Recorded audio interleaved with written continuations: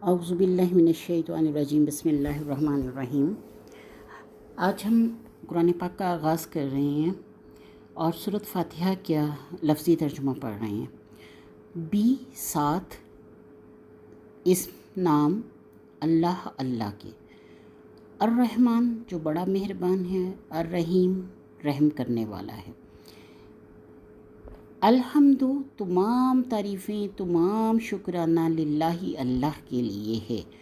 الحمد تمام تعریفیں، تمام شکرانہ للہ اللہ کے لیے ہے، ربی رب ہے، عالمین جہانوں کا۔ الحمد للہ رب العالمین سب تعریفیں، سب شکرانہ اللہ کے لیے، رب ہے تمام جہانوں کا۔ الرحمن بہت ہی مہربان ہے، بار بار رحم کرنے والا ہے، رحیم بار بار رحم کرنے والا۔ الرحمن جو مہربان ہے اور ہمیشہ مہربان رہے گا، یعنی وہ کہیں بھی کسی بھی لمحے اپنی مہربانی کو ختم نہیں کرتا، دائمی مہربان رہنے والا ہے۔ اور کفر شرک سب کچھ انسان سامنے کر رہے ہوتے ہیں، لیکن وہ اپنی مہربانی پر پچھتاتا نہیں ہے۔ ان کو دھوپ چھاؤں اچھا جو بھی ان کی نعمتیں دنیا میں ان کو چاہیے، جو بھی ان کی ضرورتیں ہیں، اللہ تعالیٰ ان کو نہیں روکتا۔ اور رحمان ہے، یعنی دنیا پہ بہت رحم کرنے والا ہے، دنیا داروں پہ رحم کرنے والا ہے۔ الرحیم جو کہ اللہ تعالیٰ جنت میں رحم فرمائے گا سب کے ساتھ، یعنی رحیم ایسا ہے کہ جو جنت تک یعنی ان کو دیتا رہے گا، رحم کرتا رہے گا ان کے اوپر۔ مالکی مالک ہے یوم دن کا، الدین بدلے کے، یعنی جس دن جزا سزا دی جائے گی، جس دن ان کے اعمال کا بدلہ دیا جائے گا، مالک ہے دن بدلے کے کا۔ یا صرف کا تیری نہ ہم عبدو عبادت کرتے ہیں، اور یا صرف کا تیری نہ ہم استعین مدد چاہتے ہیں، استعین مدد چاہتے ہیں۔ صرف تیری ہی ہم عبادت کرتے ہیں اور صرف تجھ سے ہی ہم مدد چاہتے ہیں۔ اے دی دکھا نہ ہمیں، یا ہدایت دے ہمیں، الصراط راستے پر، المستقیم سیدھے، دکھا ہمیں راستہ سیدھا، یا ہدایت دے ہمیں سیدھے راستے پر۔ صراط الذین راستہ ان لوگوں کا، انعمتا انعام کیا تو نے، انعم انعام کیا تا تو نے، راستہ ان لوگوں کا انعام کیا تو نے، علیہم اوپر جن کے، غیر المغضوبی نہ کہ غضب ڈھایا، علیہم اوپر جن کے، ولا الضالین اور نہ ہی گمراہوں کا۔ آمین۔ الہی ہماری دعا قبول فرما۔ اب سورۃ فاتحہ کے 3 حصے ہیں۔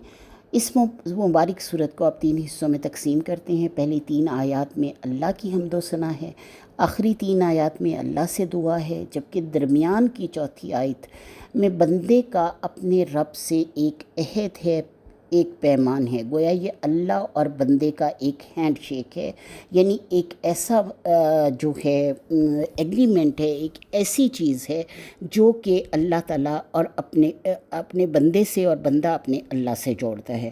پہلی 3 آیات میں انسان کی طرف سے ان حقائق کا اظہار ہے جہاں تک کہ وہ خود پہنچ گیا، یعنی 3 آیتیں مل کر ایک جملہ بنتی ہیں، اور اللہ فرماتا ہے کہ تمام شکر، تمام ثنا، تمام تعریفیں اللہ کے لیے ہیں، رب ہے تمام جہانوں کا، اور بہت ہی رحم فرمانے والا ہے، بہت ہی مہربان ہے، جزا اور سزا کے دن کا مالک اور مختار ہے۔ یعنی اللہ فرماتا ہے دونوں جگہ اللہ تعالیٰ کے 3 نام ہیں، یعنی پہلا نام اللہ، دوسرا رحمان اور تیسرا رحیم۔ اللہ تعالیٰ کا اس میں ذات ہے، اور اگرچہ میں اس چیز کا قائل نہیں ہوں، یہ بھی ایک صفاتی نام بھی ہے، یعنی الہ پر داخل ہو کر اللہ بن گیا، لیکن بہرحال اللہ کا نام جو ہے وہ بہت بڑی اہمیت کا حامل ہے، اور عرب میں سب سے زیادہ معروف نام یہی تھا۔ جب قرآن نے رحمان کا تذکرہ کرنا شروع کیا تو وہ حیران ہوئے، کہنے لگے کہ رحمان کیا ہوتا ہے، مر رحمان؟ تب یہ کہا گیا کل ادعوا اللہ او ادعوا الرحمن، یعنی چاہے اسے تم اللہ پکارو یا اسے رحمان پکارو، ایما تدعوا فلہ الاسماء الحسنی، کہ اے اللہ، یا اسے اللہ کہہ کر پکارو یا رحمان کہہ کر پکارو، جو بھی پکارو تم اللہ تعالیٰ کے لیے ہیں تمام اچھے نام، یعنی خوبصورت نام۔ کہہ دو کہ اللہ کہہ کر پکارو یا رحمان پکارو۔ تو اللہ تعالیٰ فرماتا ہے کہ اس کے یعنی اللہ رحمان اور رحیم، یعنی اس کا آپ کو مطلب پتہ لگ گیا۔ الحمد، تمام تعریفیں، تمام شکرانہ للہ، اللہ کے لیے رب ہے تمام جہانوں کا، رحمان ہے، رحیم ہے۔ مالک یوم الدین، یعنی مالک ہے دن روز جزا کا، یعنی مختار اور مطلق ہے۔ قیامت کے دن انسانوں کے اعمال کے مطابق جزا اور سزا کے فیصلے ہوں گے۔ کسی کی وہاں کوئی سفارش نہیں چلے گی، کسی کا وہاں کوئی زور نہیں چلے گا، کوئی دلا کر چھوٹ نہیں سکے گا، کسی کو کہیں سے مطلقاً کوئی مدد نہیں ملے گی۔ اور اس روز کہا جائے گا کہ لمن الملک اليوم، آج کے دن کس کے پاس اختیار ہے، کون بادشاہ ہے؟ للہ الواحد القہار، یعنی اللہ ہی کے ہاتھ میں ہے سب بادشاہت، جو اکیلا ہے اور پوری کائنات پر چھایا ہوا ہے۔ اب آتا ہے ایاک نعبد و ایاک نستعین، یعنی اللہ تعالیٰ سے ہم ایک عہد کر رہے ہیں، ہینڈ شیک کر رہے ہیں کہ ہم صرف تیری ہی بندگی کرتے ہیں اور کرتے رہیں گے۔ یعنی یہ فعل محال بھی ہے اور مستقبل بھی ہے، یعنی اللہ فرماتا ہے کہ ہم تیری ہی بندگی کرتے ہیں اور کرتے ہی رہیں گے، اور صرف تجھ سے ہی مدد چاہتے ہیں اور چاہتے ہی رہیں گے۔ یعنی ان تمام باتوں کا اس میں لحاظ رکھا گیا۔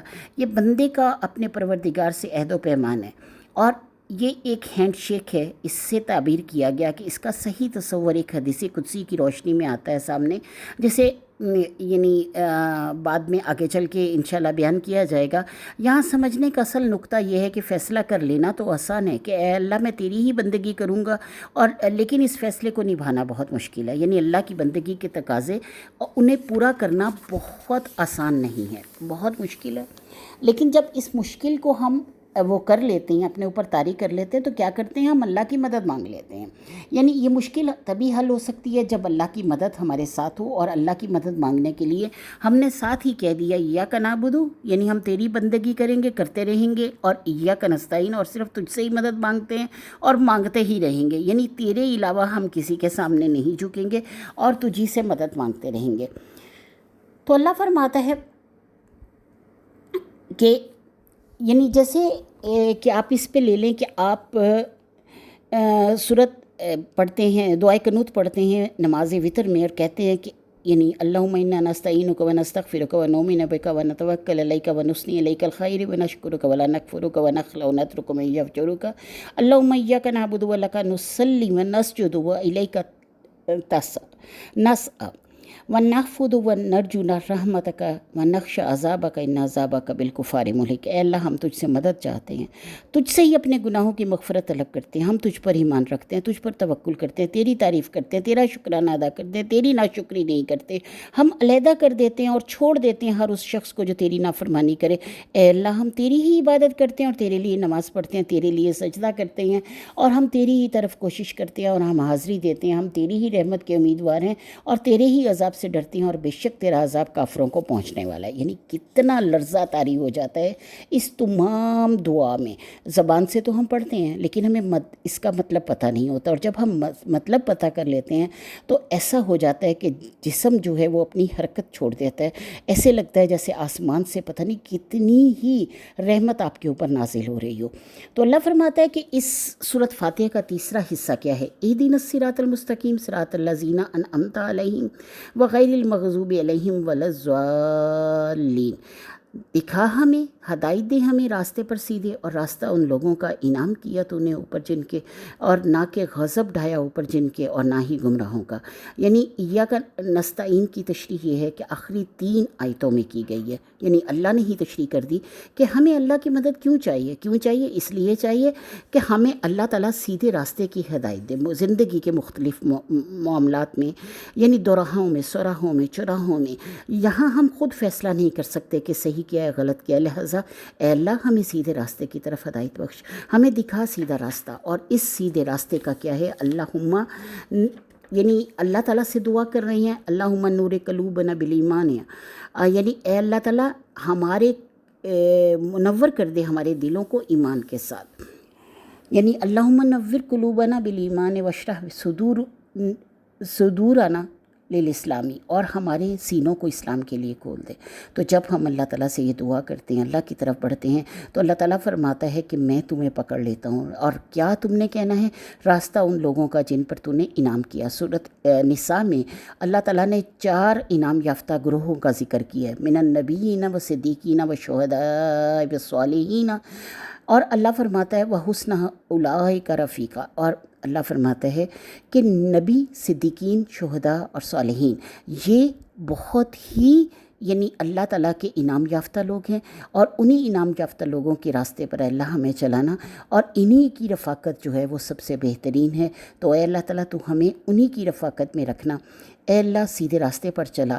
اور یہ بات آگے کیا ہے کہ ہم نے خود ہی اللہ تعالیٰ سے اللہ نے ہمیں توفیق دی، اور اللہ نے ہمیں بتا دیا کہ کس طرح ہم نے اس کی دعا مانگنی ہے کہ غیر المغضوب علیہم ولا الضالین، اور نہ کہ غضب ڈھایا اوپر جن کے، اور نہ ہی گمراہوں کا۔ اے اللہ تعالیٰ غضب شدہ لوگوں کا راستہ بھی نہ دکھانا اور گمراہوں کا بھی نہ دکھانا۔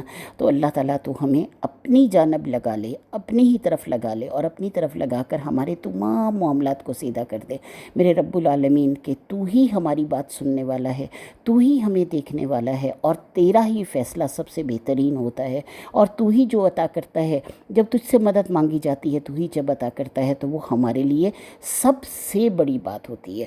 وآخر دعوانا الحمدللہ رب العالمین، کہ آپ سب جو ہے یہ آپ کے لیے ایک وہ ہے، جتنے بھی اسٹوڈنٹس ہیں آپ کے لیے وہ ہے کہ آپ لفظی ترجمہ پڑھیں، اور لفظی ترجمہ جو ہے وہ آپ وائس نوٹ میں واٹس ایپ گروپ میں بھیجیں، اور انشاءاللہ تعالیٰ اس سے آگے جو ہے وہ میں آپ کو ویڈیو بنا کر بھیجتی رہوں گی۔